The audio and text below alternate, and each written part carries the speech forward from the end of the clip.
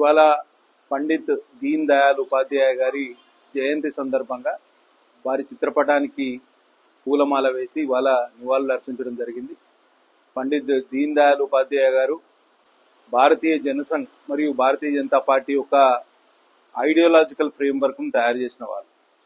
అంత్యోదయ అనే నినాదంతో సమాజంలో చిట్ట చివర ఉన్న వ్యక్తికి కూడా వారి జీవితాల్లో వెలుగులు నింపాలని, వాళ్ళ జీవితాలు కూడా ఉదయించాలనే ఉద్దేశంతో ఆ నినాదం ఇవ్వడం జరిగింది. అదొక్కటే కాకుండా ఇవాళ ఏకాత్మ మానవవాదం అంటే మొత్తం ప్రపంచ యవనిక మీద భారతదేశమే వసుదైక కుటుంబకంగా పరిడవిల్లాలని వాళ్ళు కోరుకున్నారు.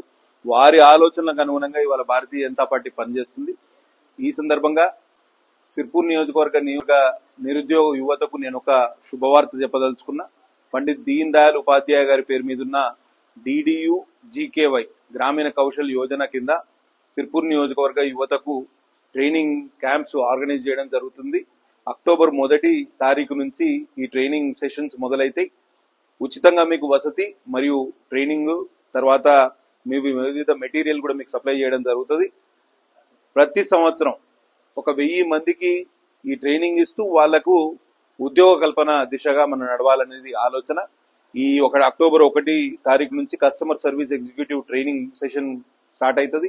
నిరుద్యోగ యువత ప్రత్యేకించి మహిళలు ఈ అవకాశాన్ని సద్వినియోగం చేసుకోవాలని నేను విజ్ఞప్తి చేస్తూ సెలవు తీసుకుంటున్నా. జై హింద్.